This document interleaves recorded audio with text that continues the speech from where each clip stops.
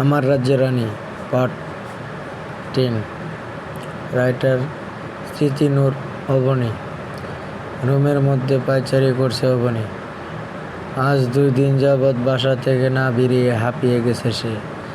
ছাদে যেতে ভয় লাগে তার, যদি লোকটা নিচে থেকে দেখে নেয় ও ছাদে, তাহলে তো আবারও চর বসিয়ে দিবে গালে। চোরের কথা ভাবতেই গালে হাত দিয়ে খাটে বসে পড়ল অবনী। রাগ হচ্ছে অবনীর প্রচণ্ড পরিমাণে। রাগ সেই দিনে ছাদের ওই ছেলেটার উপর। ওই ছেলেটার জন্যই তো এত কিছু হলো।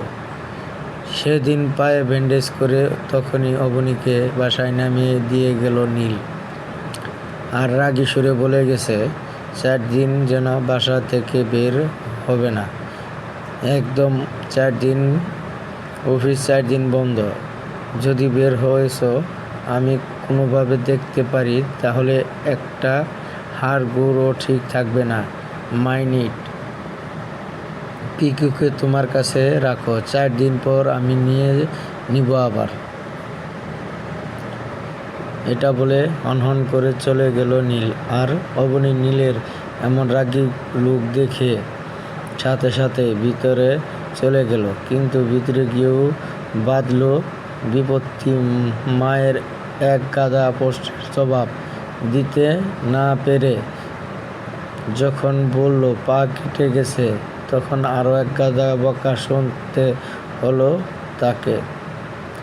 ইস, আজকে সকালটা ভালো দেখে ভেবেছিলাম সারাটা দিন ভালো কাটবে, কিন্তু আজ সারাটা দিন শুধু বিরক্তি আর বিরক্তি। সেই দিন সারা দিন পিকুর সাথে কথা বলে কাটলেও পরের দিন মাকে বাজার করতে যেতে দেখে বাধা দেয় অবনী। মাকে বুঝিয়ে সুঝিয়ে বাজারে গেলেও ভালো করে হাঁটতে পারছে না সে। রিক্সা ভাড়ার জন্য টাকা আনলেও ওই টাকা দিয়ে বোনের জন্য কিছু নিয়ে যাবে ভেবেই কাটা পা নিয়ে হেঁটে হেঁটে গেল।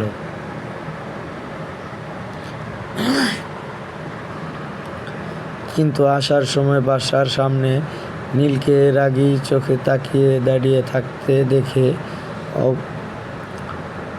অবনীর প্রাণ পাখি যায় যায় অবস্থা।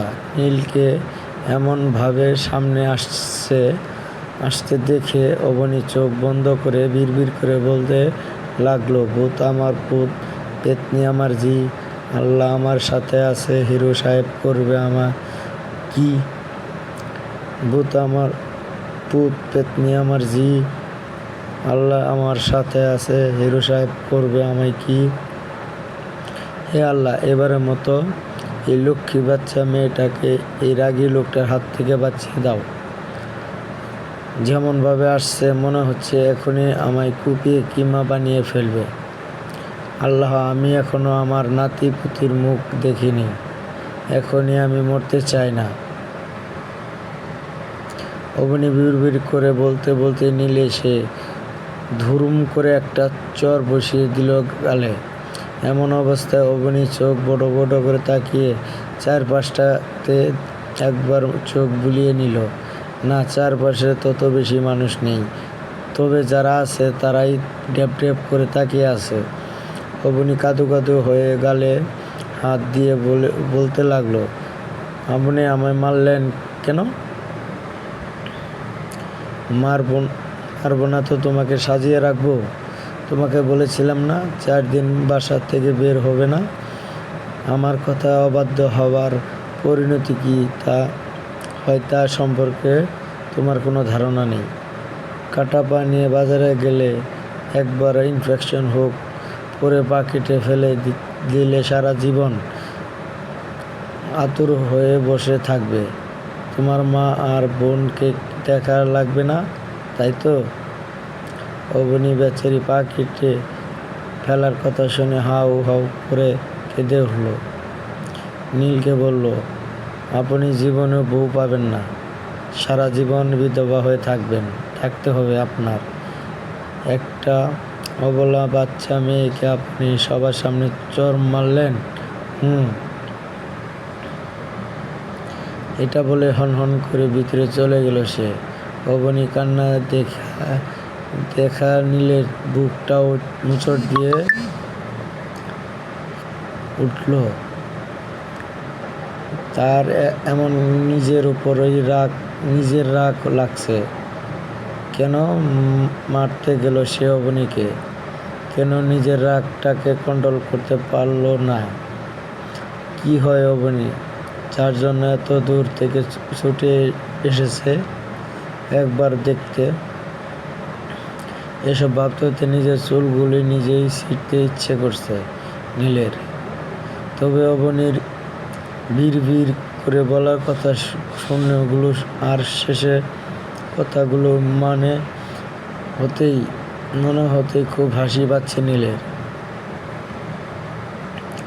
না, আর পায়চারি করা যাবে না। একটু ছাদে থেকে ঘুরে আসতেই হবে। দরকার পড়লে ছাদের সাইডে যাব না, একদম 10 পা করে দূরে থাকবো। তবুও একটু বাইরে সুন্দর পরিবেশটা দেখে আসি। পিকুকে নিয়ে ছাদে চলে গেলাম অবনী। ছাদে গিয়ে বড় করে একটা জিনিস নিল অবনী। ইসি, 2 দিন রুমে থেকে নিজেকে যেমন বন্দি লাগছিল, আর এখন নিজেকে মুক্ত পাখির মতো মনে হচ্ছে তার। পিকুকে নিয়ে ছাদের মাঝখান থেকে একটু দূরে লাগানো গোলাপ গাছটার কাছে গেল অবনী। একটা গোলাপের হাত রেখে বলতে লাগলো, পিকু, এই ফুলটার নাম কি জানিস? লাল গোলাপ। বল কি ফুলটা এটা? পিকু কিছু বলার আগে পিছন থেকে একজন বলে উঠল, এই জালমরিচ, ঠিক বলেছিলাম তো, আপনি আমার ফুল গাছ থেকে ফুল চুরি করছেন। ভাগ্যিস এখন এসেছিলাম, না হলে তো পিকাচু চুন্নিটা আমার কাছে সব ফুল চুরি করে নিয়ে যেত। অবনীর এখন নিজের মাথায় নিজে ইট দিয়ে ধাপ্পুস ভারী মারতে ইচ্ছে করছে। ও যখন ছাদে আসবে তখনই কি এই ছেলেটার ছাদে আসতে হয়? শুনুন, আমি চুন্নি নই, আমি চোর। আপনি চোর। শুধু মায়ের আপনার জন্য আমার পা কেটে রুমে বন্দি হয়ে থাকতে হচ্ছে। আপনি আর এই রাক্ষসটা দুটোই এক। আমার তো ইচ্ছে করছে এখন আপনাকে চাইনিজ কোরাল দিয়ে কুচি করে কেটে ফেলি। ও তাই নাকি? বাহ, জালমরিচ দেখি বোম্বাই মরিচ হয়ে যাচ্ছে। তো জালমরিচ কি যেন করবেন বলেছিলেন?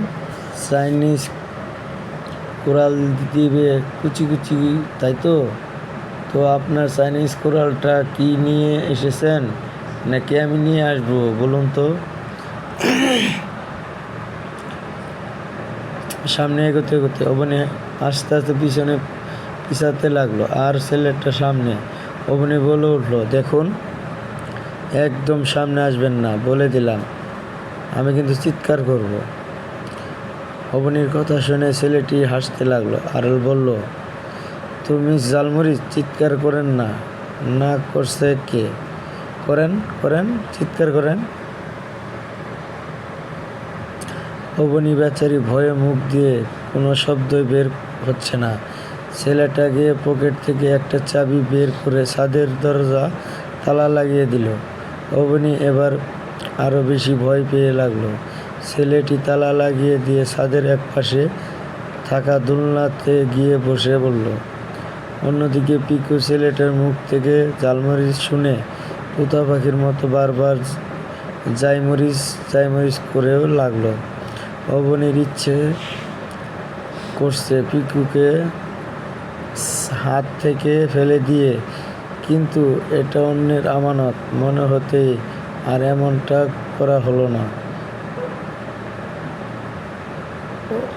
অগত পিকুকে হাতে নিয়ে ছেলেটার সামনে গিয়ে বলতে লাগলো, এই আপনি তালা লাগাবেন কেন?